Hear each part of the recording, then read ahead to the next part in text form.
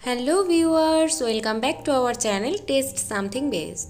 আজ তোমাদের সাথে শেয়ার করছি সুজি আর আলু দিয়ে একটা স্ন্যাক্সের রেসিপি। অত্যন্ত সুস্বাদু এই রেসিপিটি কি করে বানাতে হয় চলো দেখে নেওয়া যাক।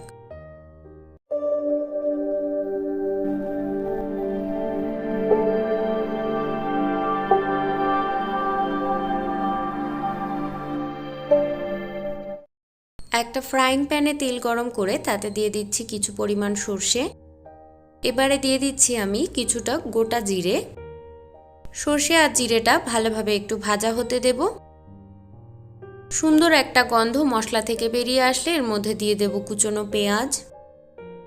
পেঁয়াজটাকে ভালো করে ভেজে নেব। এরই মধ্যে মনে করিয়ে দেব আমাদের চ্যানেলে নতুন হয়ে থাকলে চ্যানেলটাকে সাবস্ক্রাইব করে নিতে ভুলে যেও না। পেঁয়াজটা তেলের সাথে মিলিয়ে দিয়ে এর মধ্যে দিয়ে দিচ্ছি কাঁচা লঙ্কা কুচি। কিছুটা গাজর কুচি দিয়ে আমি এর মধ্যে ভেজে নিয়েছিলাম। এবার এর মধ্যে দিয়ে দিচ্ছি টমেটো কুচি। টমেটোগুলো থেকে ভালোভাবে জল বেরিয়ে এগুলো সব ভালো করে সেদ্ধ হয়ে যাবে, আর তার জন্য আমরা দিয়ে দেব পরিমাণ মতো নুন আর দিয়ে দেব পরিমাণ মতো হলুদ। এখন সব কিছু ভালোভাবে মিলিয়ে দিয়ে আঁচটাকে একদম কম করে ঢাকা দিয়ে 2-3 মিনিট মতো এটাকে রান্না হতে দেব এবং সব কিছু ভালো করে সেদ্ধ হতে দেব। যতক্ষণ এগুলো সেদ্ধ হচ্ছে ততক্ষণে একটা অন্য কড়াইতে আমি দিয়ে দিচ্ছি 2 কাপ পরিমাণে জল। এবার 2 কাপ জলের মধ্যে দিয়ে দিচ্ছি 1 চা চামচ পরিমাণ রিফাইন্ড অয়েল। এখন পরিমাণ মতো একটু নুন দিয়ে দেব। যেহেতু আমরা পুরটায় নুন দিয়েছি তাই অল্প পরিমাণে নুন দিলাম। জলটা ভালো করে গরম হয়েছে। 1 কাপ পরিমাণ সুজি এর মধ্যে আমি দিয়ে দিলাম। একদম লো ফ্লেমে সুজিটাকে সেদ্ধ হতে দেব আর অনবরত নাড়াচাড়া করতে থাকবো। এর আগে যারা সুজির অন্যান্য খাবার করেছো তারা নিশ্চয়ই জানো সুজি খুব তাড়াতাড়ি জল টেনে নেয়। সুতরাং গ্যাসের আঁচটাকে লো রেখেই আমাদের রান্নাটা করতে হবে, তা না হলে কিন্তু সুজিগুলো তলা থেকে লেগে যাবে। 2-1 মিনিটের মধ্যেই সুজিটা ঘন হয়ে যাবে এবং যখন দেখতে পাবে কড়াইয়ের গা থেকে একদম ছেড়ে আসছে, লেগে যাচ্ছে না, তখন বুঝতে পারবে সুজিটা রেডি হয়ে গেছে। সুজিটা রেডি হয়ে গেছে। গ্যাস বন্ধ করে এটাকে ঢাকা দিয়ে রেখে দেব। যতক্ষণ সুজিটা কড়াইতে ঢাকা দেওয়া অবস্থায় ঠান্ডা হচ্ছে ততক্ষণে আমরা পুরটা চেক করে নেব সবকিছু সেদ্ধ হয়েছে কিনা। টমেটোর জলগুলো থাকাতে খুব ভালোভাবে গাজর পেঁয়াজ সমস্ত কিছু ভালোভাবে সেদ্ধ হয়ে গেছে এবং টমেটো কিন্তু খুব ভালোভাবে গলে গেছে। আগে থেকে 3-4টে বড় বড় সাইজের আলু আমি সেদ্ধ করে ম্যাশ করে নিয়েছি। এবার এইগুলো এই পুরের সাথে খুব ভালোভাবে মিলিয়ে দেব। পরিমাণ মতো নুন আমি আগেই দিয়ে দিয়েছি, সেজন্য এখন আর কোনো নুন দেওয়ার প্রয়োজন নেই। সব কিছু যেহেতু সেদ্ধ হওয়া আর বেশিক্ষণ রান্না করার দরকার নেই। পুরটা আমাদের রেডি হয়ে গেছে। এবার ঠান্ডা হওয়ার জন্য এক সাইডে রেখে দেব গ্যাস বন্ধ করে। এবার হাতে একটু রিফাইন্ড তেল মাখিয়ে নিচ্ছি। এই পুরো কাজটাই আমাদের তেল মাখিয়ে করতে হবে। এখন হাতের মধ্যে একটু নিয়ে নিচ্ছি আমি যেই পুরগুলো বানিয়ে রেখেছিলাম সেই পুরটা। এবার হাতের সাহায্যে যে কোনো পছন্দ মতো শেপ দিয়ে নিলেই হবে। এইরকমভাবে সবগুলো পুর আমি রেডি করে নিয়েছি। তোমাদেরকে একটা বানিয়ে দেখালাম, এইভাবে তোমরা বানিয়ে নিতে পারো। তোমরা চাইলে লম্বা বা চৌকো করে নিতে পারো, তবে আমি গোল মতো করে নিলাম। খুব বেশি মসৃণ করার দরকার নেই। তো এইভাবে সবগুলো পুর কিন্তু বানানো হয়ে গেছে দেখো। একইভাবে হাতে তেল মাখিয়ে আমি সুজির মণ্ডটাকে খুব ভালোভাবে মসৃণ করে মেখে নিয়েছি। অনেক বেশি সময় লাগে না, মাত্র কয়েক সেকেন্ডের মধ্যে এরকম তৈরি হয়ে যায়। শুধু একটা কথা খেয়াল রাখবে, গরম অবস্থায় সুজিটা ধরবে না এবং হাতের মধ্যে অবশ্যই তেল লাগিয়ে তারপরেই সুজিটাকে মাখবে।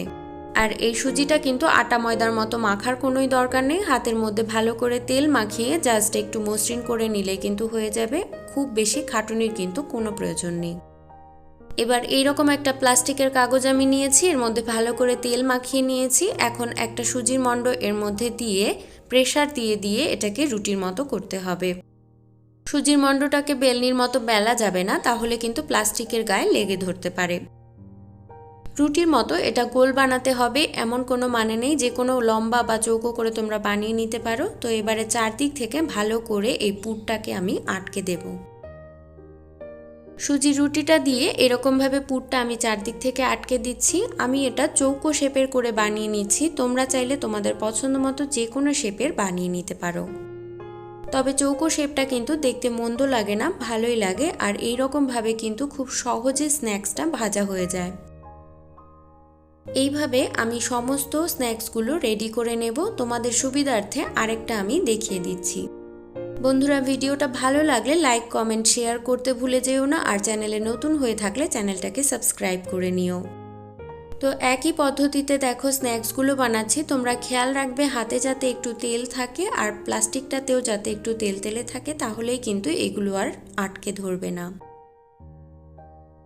তো সেম পদ্ধতিতে আমি সবগুলো বানিয়ে নিয়েছি, একটা প্লেটে রেখে দিলাম। একটা কড়াইতে বেশ খানিকটা তেল গরম করে নিয়েছি। এবারে একে একে স্ন্যাক্সগুলোকে ছেড়ে দিচ্ছি যতটা কড়াইতে ধরে।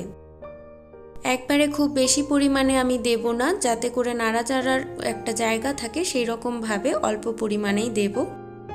প্রথম অবস্থায় কড়াইয়ের হ্যান্ডেল ধরে একটু কড়াইটাকে নাড়িয়ে দেবে, তাহলে কিন্তু তলা থেকে আর স্ন্যাক্সগুলো পুড়ে যাবে না। অবশ্যই লো টু মিডিয়াম ফ্লেমে স্ন্যাক্সগুলোকে ভাজতে হবে, তা না হলে ওপর থেকে কালার চলে আসবে কিন্তু ভেতরে কাঁচা কাঁচা থেকে যাবে, আর সেটা কিন্তু খেতে ভালো লাগবে না। সকালে বা সন্ধ্যায় চায়ের সাথে অথবা এমনি তোমরা এই স্ন্যাক্সটা ট্রাই করে দেখতে পারো, বা বাচ্চাদের টিফিনেও তোমরা এই স্ন্যাক্সটা দিয়ে দেখতে পারো।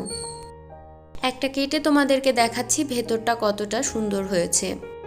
আমার অত্যন্ত প্রিয় স্ন্যাক্সগুলোর মধ্যে এটা একটা, আর আমাদের বাড়ির সকলেও খুব ভালো খেয়েছে এই স্ন্যাক্সটা। সুতরাং তোমরা একবার হলেও ট্রাই করে দেখো। সন্ধ্যের টিফিনে অনেক দিন যারা নতুন ধরনের টিফিন খাওনি, তারা এই ধরনের স্ন্যাক্সটা ট্রাই করে দেখতে পারো, বাড়ির সকলের ভালো লাগবে। তাহলে বন্ধুরা, আজকের মতো বিদায় নিচ্ছি এখানেই। তোমরা সবাই ভালো থাকো, সুস্থ থাকো, আর এভাবেই আমাদেরকে সাপোর্ট করতে থাকো। আশা করি ভিডিওটা তোমাদের কাছে অনেকটা হেল্পফুল হবে। এরকমই নিত্য নতুন রেসিপি পেতে চ্যানেলটাকে সাবস্ক্রাইব করতে ভুলো না। Bye bye.